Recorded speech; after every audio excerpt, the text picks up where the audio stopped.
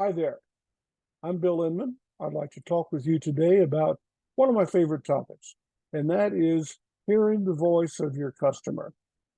Corporations everywhere need to know that one of the most important things that they can do is listen to what their customer is saying. That there are 100 reasons, all of them good, for why corporations should be listening to what their customer has to say. Now, one of the places, not the only place, but one of the places where corporations should be listening to their customer are in their call centers. So let's talk today about listening to your customer in your call center. We like to point out lots of corporations have call centers. That's a very normal thing to have in today's world. And in a call center, the corporation has operators that sit there and listen to what prospects and customers have to say about their products and services. The reason why listening to your customer, hearing the voice of your customer, is such a good thing to do is because of the position of leadership that it puts your corporation in the industry. You see, corporations that listen to their customers are able to drive the marketplace, and corporations that don't listen to their customers are followers. And there is inherent business value in becoming a leader, not a follower. So, what do you hear when you talk to people about hearing the voice of their customer? I can't tell you how many times I've heard people say, "Oh, yeah, we listen to the voice of our customer. Of course we do." And then I ask, "Oh, that's interesting. And what do you hear?" Well, what we hear is we find out what the customers are saying. Okay, what does that mean? That means we know how many calls a day we get and how long the calls are. And I sit back and say, gee, that's interesting. That certainly is an important piece of information, but listening to the number of calls that you get and how long they are does not tell you what people are saying. The real meat of the matter is to go in and find out what it is that people are saying, not how many calls you have in a day's time. Another thing that I hear is you say, gee, Bill, we archive our tapes. And oh, by the way, nobody ever looks at them again. Well, I got news for you. That is not listening to the voice of your customer. That if you take your tapes, archive them, log them off, and then never look at them again, you're not looking at the voice of your customer. So another thing that we hear is, oh, by the way, we store all of our raw text. And I say, oh, that's interesting. What good does raw text do for you? That simply storing raw text doesn't do you any good when it comes to understanding what people are saying. Why? Because nobody's going to sit down and read all of that raw text. Their brain is going to go defunct before they finish reading 10 of the comments that people have. Another comment I get is, oh, Bill, we put this all on the cloud. I say, well, congratulations, that's good. So what? Just because you put it on the cloud does not mean anything magical is going to happen to it. And so these are some of the comments that I get when I ask people, do you listen to the voice of your customer? They're not listening to the voice of their customer. So let's take an example then of what you can do when you do listen to the voice of your customer. Here we have the written out in standard written format comments from the customers of a large telephone company. Now, these comments, we could read them if you wanted to. These comments cover all kinds of territory. They talk about the service the telephone company's giving. They talk about installation.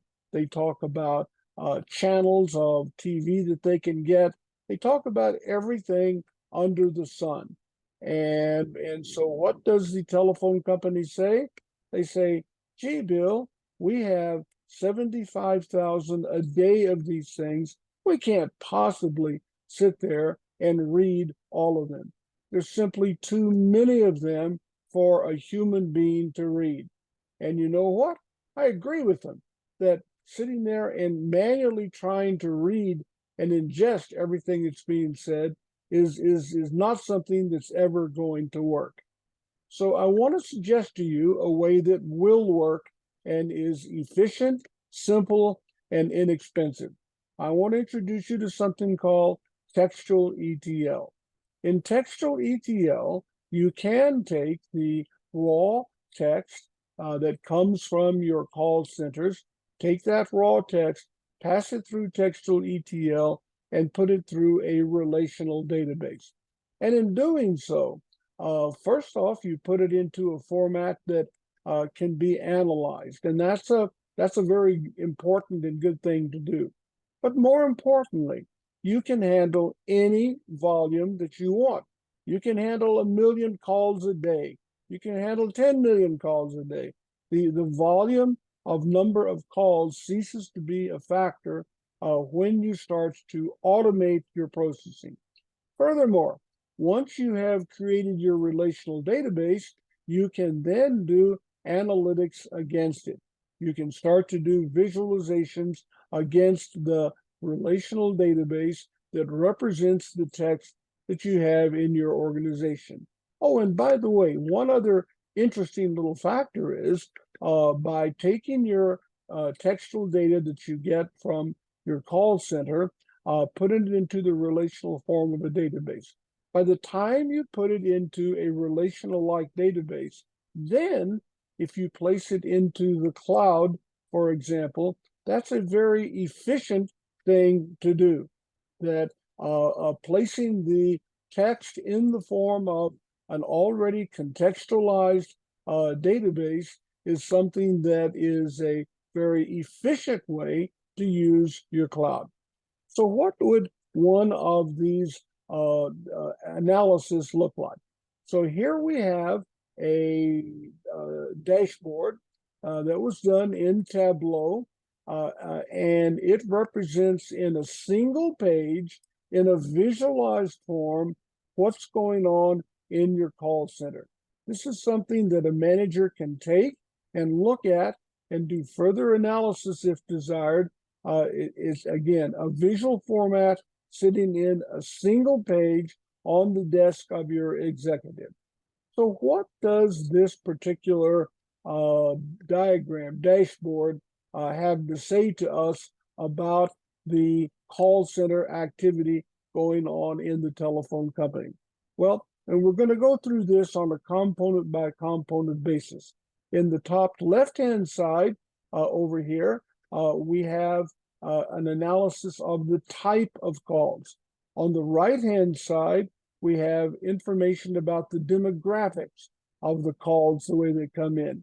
And in the center, we have information about the actual words that are being queried and asked for by our user. So this is what we end up having. I'd like to point out that being done in Tableau, for any of these boxes, we can sit here and hover over the box and go into a further, more detailed level of analysis and analytics. And so that this is merely the tip of the iceberg, but it's a pretty important tip. So now let's go through the different components that are found on this dashboard. The first component we want to talk about is the general categorization of topics that people want to look at. Are people asking questions? Are people complaining? Are people talking about installation? Are people talking about programming? What is it that people are talking about? And why is this information useful? This information is useful for such things as churn analysis. If your corporation is worried about what people are saying and why they're saying it and why they're leaving your company, this is a really good place to start to look for further information. Now, at the bottom right-hand side of the dashboard, we have another diagram, and this is the 24-hour diagram. This is an hour-by-hour pattern of the calls. And in this diagram, you can sit there and you can say, aha, at 3 o'clock in the morning, there wasn't much activity. But at 9 o'clock in the morning and 10 o'clock in the morning, there was a lot of activity. Furthermore, based upon the color coding that you find for any given hour, again, you can hover over the color coding and find out not what type of comment people are making. You can find out the actual comments that people are making. You can drill down and find out at 9 o'clock in the morning when people are complaining, what are they complaining about? So there's this information as well. Then on top of that is the information not about the hour of the day, but the day of the week. And when we see the day of the week of Tuesday here, it turns out that the study that this was done for, Tuesday was a national holiday. That's why Tuesday looks a little bit different. But in terms of looking at this from the standpoint of looking at it on a day-by-day basis, is there a pattern of calls that come in during the daytime? Here is where you would find that. And on top of that would be the monthly pattern. Is there a pattern of calls on a monthly basis? And indeed, it turns out there are. For whatever reason, I don't know why, but for whatever reason, towards the 17th, 18th, and 19th of the month is when the telephone company gets the majority of their calls. They get many fewer calls in the first, second, and third of the month itself. And then finally, in the middle of the dashboard is what's probably the most interesting piece as well. What are the actual words that are found in the comments that customers are making? Now, in terms of the talk of the telephone company, STB stands for setup box.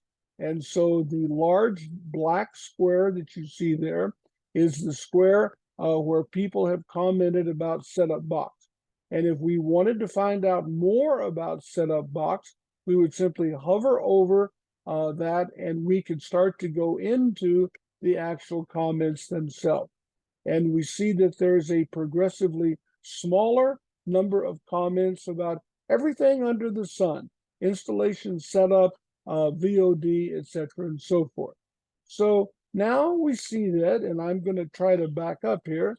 Now we see that indeed we can do customer call center analytics, and we can do it in an efficient, cogent fashion such that it's set for and prepared for management. So this is how you do call center management. Now, if you are thinking about all of this, now you understand that management can understand what's going on in the call center. So you say, okay, Bill, thanks for telling me this. Isn't all of this difficult to do? And I'm going to show you that no, it's not difficult at all to do if you have the right tools. But let's begin with the proposition that language is complex. And I don't think I hope I don't have to tell you how complex language is, but language is full of rules, spelling rules, meaning rules, sentence formulation rules, punctuation rules. These rules are all buried in our head at a very young age. 1 and 2 years old, we start to learn language. And by the time we reach adulthood, most of these rules are processed subconsciously by our brain. But when you get right down to it, language is plain complex. So what does the computer see when the computer starts to look at language? This is what language looks like to a computer. It's simply a long string of words. And when we look at this, we say, oh my gosh, how do we make sense out of this? Well, if we have something called textual disambiguation, here's how we do it. There's all kinds of rules that language follows. Proximity analysis, date standardization, custom variable formatting, taxonomical and ontological resolution, inline contextualization. And this is just the tip of the iceberg of the rules that are contained in the analytics of text. And so this is what the system's got to do in order to go in and starts to make sense of what's coming to them in the form of text. I liken it to a symphony orchestra. In a symphony orchestra, you've got lots of different instruments, violins, flutes, cello, piano, percussion, etc., and so forth. And in order to make the orchestra sound good, you need a conductor. You need somebody that needs to understand how to orchestrate all of these pieces together. And so that's what textual ETL does. It starts with raw text, and it takes the many different components of raw text and algorithmically mixes them together. That's what textual ETL does. Textual ETL does something called textual disambiguation. And it's through disambiguation that you go from raw text to your database.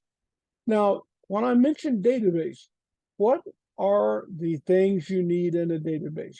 Well, there's several levels of a database.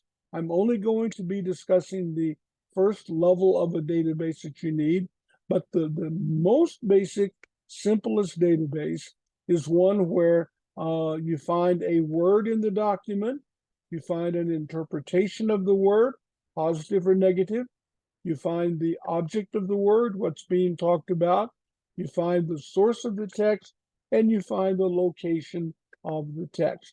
And this gives you the simplest step towards disambiguation. And what does this look like in terms of a database? This is what it looks like. That in a database, we have the source. Where did the text come from? We have the text itself. We have the object of the text. We have the interpretation of the sentiment. And we have the classification of the object and the byte address. These are typically the kinds of things that we get out. Now notice, this is in the form of a standard relational database, that this is something that is would be familiar to any programmer. Now, what's the value in this?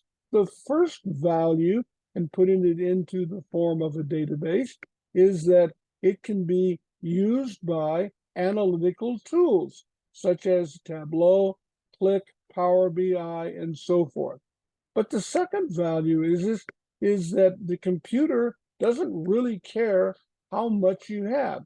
You can have 1 million comments, put them into a database, and start to analyze them, something that a human being simply cannot ever do. Now let's take a look at what we have here. Here we have the word text, says something is excellent, and we have the interpretation of it. Something that's excellent, it means it's a positive sentiment. Now, what is excellent? It turns out that service is excellent.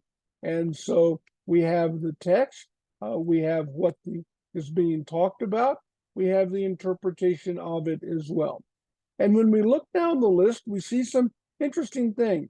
For example, I see the word like down there, and I see like is negative. And you say, wait a minute, Bill, when people say I like something, don't they mean that it's positive? Well, they do, except that what if the sentence has a negative? I do not like, in this particular case, an occasion. So the interpretation of positivity has been turned into negativity. And so this is just a little bit about the basis. Now, this is not the final form of doing sentiment analysis. This is really a a mid-level form, but this is what comes directly from doing your analytical processing for textual from textual ETL. Now, I'd like to point out that there are two important things that are found in this database. It's the what and the why. The what is, what are people saying? The why is, why are people saying that? So it's one thing to say this restaurant was excellent. Why was this restaurant excellent? Was it because of the food? Was it because of the service? Was it because of the temperature of the air, the music they played in the background? There could be 100 reasons why you think the restaurant is excellent, or for that matter, poor. It doesn't do you a lot of good just to understand the what. You've also got to understand the why.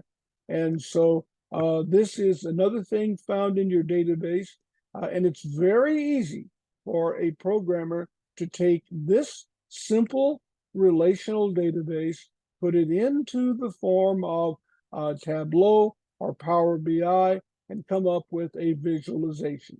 Or you can put it into the form of a knowledge graph. If you don't want to do a dashboard, you can do a knowledge graph. And this interpretation of data lends itself very much to knowledge graphs. So now you can start to turn your call center into a pot of gold. Now you have the means to do it. And what I've been talking about here today is not difficult to do.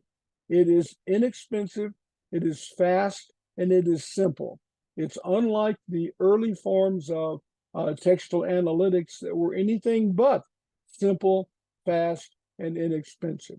So if you're interested in seeing what can be done with your customer sentiment in the call center, we'd be happy to show you. Now you can start to unlock the text that is found in your corporation. Thank you for your time. And if you're interested, we at Forest Rim would be happy to show you how all of this can be done. Thank you.